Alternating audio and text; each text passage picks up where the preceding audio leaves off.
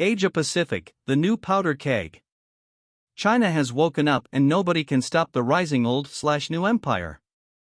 In 1973, Alain Perfit had written in his book Quand la Chine s'éveillera, le monde tremblera. When China wakes up, the world will tremble. China has woken up and nobody can stop the rising old/new empire. They did not forget what the Anglo-Saxons and the Japanese did to them in the past. The Chinese are very wise and calm people. They have been one of the most advanced civilizations on our planet, contrary to the US, which is a very young one. Chinese people are traders and not warriors, but they have learned their lessons from the past not to trust foreigners and act like a weak military power. They could have taken Taiwan 100 times over if they really wanted it. I think that China has been working with Taiwan very well from a commercial and technology exchange point of view. Taiwan is not really the enemy of China, but countries like the US and the UK have been pushing them against China.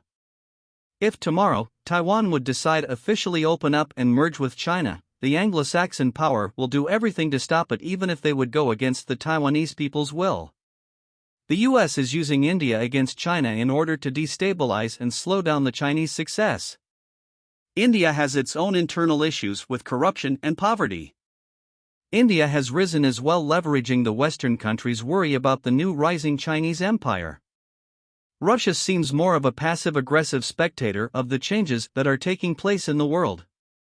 As much as the media describes Putin as a madman from Russia, he is playing a very effective chess game. Russia is playing at a higher-level strategy because it knows that none of these countries are its friends. Russia reminds me of Israel sitting in the middle of enemies. Russia knows very well that in the future it will have major problems with China and India with climate change that will create major famine and force these two countries to move towards the north to feed themselves.